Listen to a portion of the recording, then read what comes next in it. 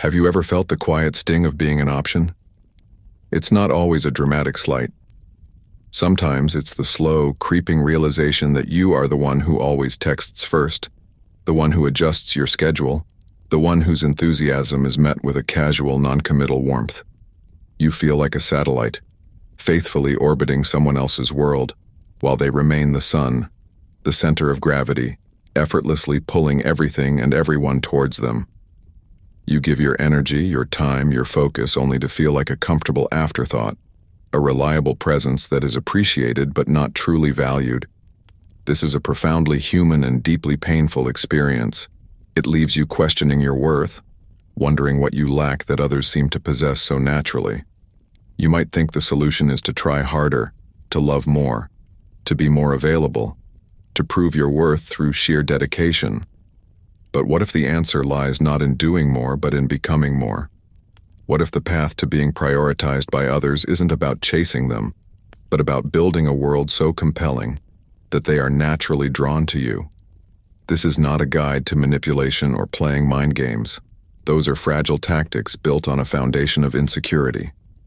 This is a journey into the heart of self-possession, an exploration of the timeless principles that transform you from a passive participant in your relationships into the architect of them.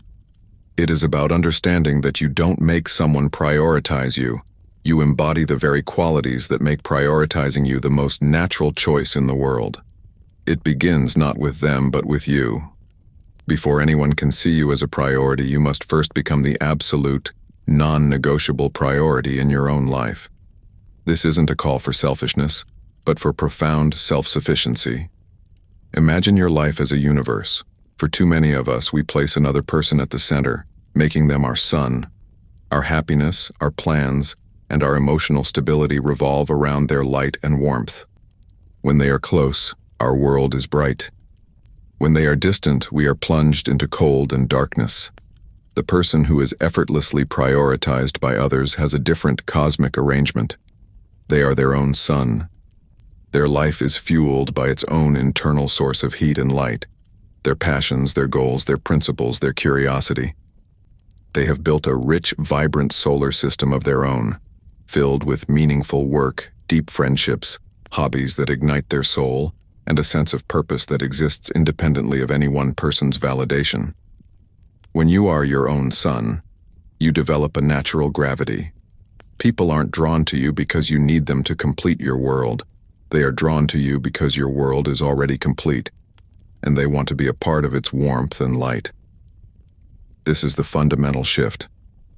Stop being a satellite looking for a sun to orbit and start building your own. What does this look like in practice? It means you stop outsourcing your happiness. Your joy is not a package to be delivered by someone else. You are responsible for creating it. It's found in the pride of learning a new skill, the peace of a walk in nature, the laughter shared with old friends, the satisfaction of a project well done. When your happiness is self-generated, you interact with others from a place of abundance, not need. You are not there to take something from them, validation, entertainment, a cure for loneliness, but to share the overflow of your own well-lived life. This self-sufficient joy is magnetic. It communicates a powerful unspoken message. My life is wonderful with you in it, but it will still be wonderful without you. This isn't a threat. It's a statement of fact. And paradoxically, it is this very independence that creates a healthy fear of loss in the other person. They realize that your presence in their life is a privilege, not a guarantee, because you have a world of your own to return to. They understand they must actively participate and contribute to be a part of your journey, rather than simply being a passive recipient of your attention. In a world of constant updates and oversharing, mystery has become a rare and precious commodity. The person who is truly captivating is like a fascinating book, not a brief pamphlet. They don't reveal every chapter of their life story in the first conversation. They allow their depths to be discovered over time, creating a sense of intrigue that invites curiosity and sustained interest. This is not about being deceptive or withholding. It's about understanding the rhythm of human connection. True intimacy is built through gradual discovery, not through an immediate data dump of your hopes, fears, and past traumas. When you lay everything bare at once, you leave no puzzle to solve, no layers to peel back. You become predictable, and predictability, in the context of attraction, can often lead to complacency. To cultivate this aura of mystery, you must first have a life rich with experiences, thoughts, and passions that are entirely your own. Your mystery is not a manufactured act. It is the natural byproduct of a life filled with substance. When you are genuinely engaged with your own pursuits, your work, your art, your learning, you have less time and less need to be constantly available. Your time becomes a valuable resource, and scarcity, as any economist will tell you, increases value. Consider the dynamic of your communication. If you are always the one initiating conversations, sending the first text, making the plans, you are inadvertently signaling that your time and attention are less valuable than theirs. You are doing all the work, and in doing so, you deny them the opportunity to invest in you. Step back. Create space. This is not a game of waiting 3 days to call. It is a genuine rebalancing of energy. When you are busy living your full life, you won't be staring at your phone, waiting for a reply. Your focus will be elsewhere. This space gives the other person a chance to wonder about you, to miss your presence, and to take the initiative to reach out. It allows them to feel the pull of your gravity. When they do reach out, be present and engaged, but don't reveal your entire hand. Share your stories, but leave some untold. Talk about your passions, but maintain a part of your inner world that is just for you. This creates a compelling tension. It shows that you are an open and warm individual, but also a sovereign one, with a rich internal landscape that cannot be fully mapped by anyone else. This makes you endlessly fascinating, a person they want to continue exploring, learning about, and ultimately, prioritizing time with. Human beings are wired to value what they work for. A meal you've spent hours cooking tastes better than one handed to you. A goal you've struggled to achieve feels more significant than an easy win. This principle holds profoundly true in relationships. People do not value what comes easily. They value what they have invested in. If you are consistently making yourself easily available, clearing your schedule at a moment's notice, and pouring your time, effort, and emotional energy into a relationship without reciprocation, you are essentially offering a priceless treasure for free. While the other person might enjoy the benefits, they have no stake in its preservation. They haven't invested anything, so there is nothing for them to lose. To shift this dynamic, you must understand that you are costly. This has nothing to do with money. It means your time is valuable. Your emotional energy is a finite resource. Your presence is an investment. You are not a public utility, available 24/7. You are a private gallery, open to those who appreciate the art within. This requires you to set and maintain healthy boundaries. It means being able to say no without guilt. "I'd love to see you, but I'm busy that night," is not a rejection. It is a statement that you have a life with pre-existing commitments. It subtly communicates that to be with you, one needs to plan, to make an effort, to earn a spot in your well-managed schedule.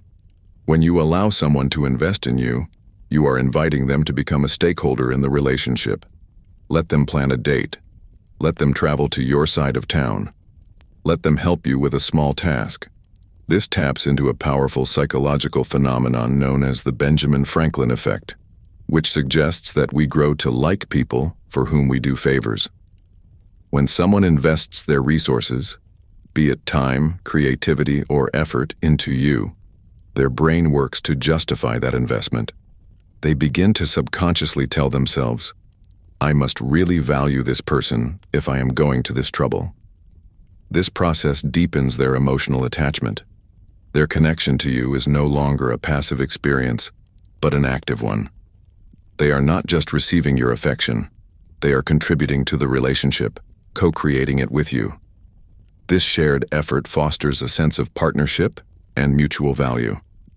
By allowing them to invest, you are not just making yourself more attractive, You are building a stronger, more resilient foundation for the relationship itself, one where your presence is not taken for granted, but is actively cherished and protected.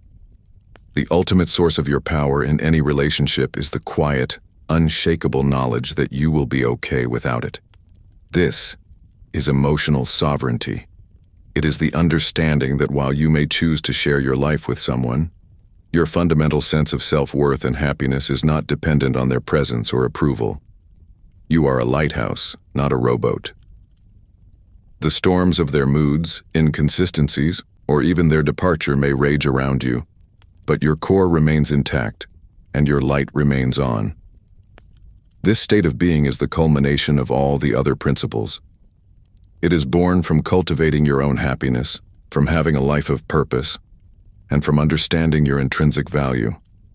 When you possess this inner stability, you no longer operate from a place of fear of rejection, fear of being alone, fear of saying the wrong thing. This fearlessness is the most magnetic quality a person can possess. It means you can express your needs and set your boundaries without the crippling anxiety that they might leave.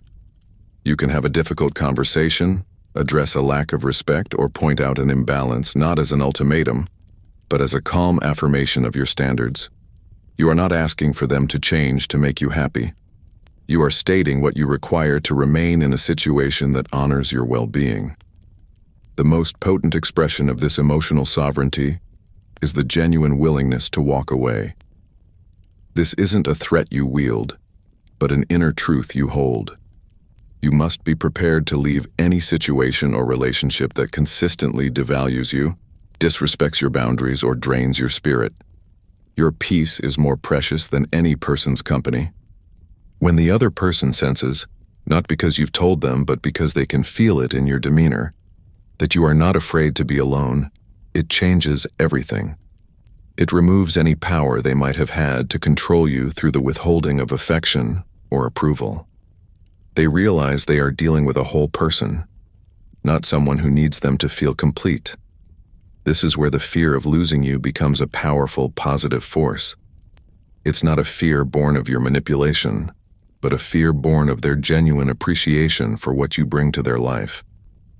They understand that a person with such a strong sense of self, such a rich inner life, and such unwavering self-respect is rare and valuable. They recognize that to keep you in their life, they must meet you at that same level of respect and integrity. They must choose to prioritize you, not because you demand it, but because the alternative, losing a person of such substance, is a loss they are unwilling to face. This is the final transformation. You no longer worry about being an option because you have become the center of your own universe. You have built a life of such meaning and joy that your presence is a gift to those you choose to share it with. You have cultivated a quiet confidence that radiates from you, an aura of self-possession that is both calming and deeply attractive. You have mastered the art of being unforgettable, not by changing who you are, but by fully and unapologetically becoming who you were always meant to be. And in that state of being, you will find that you are no longer just an option in anyone's life. You are and always will be a priority.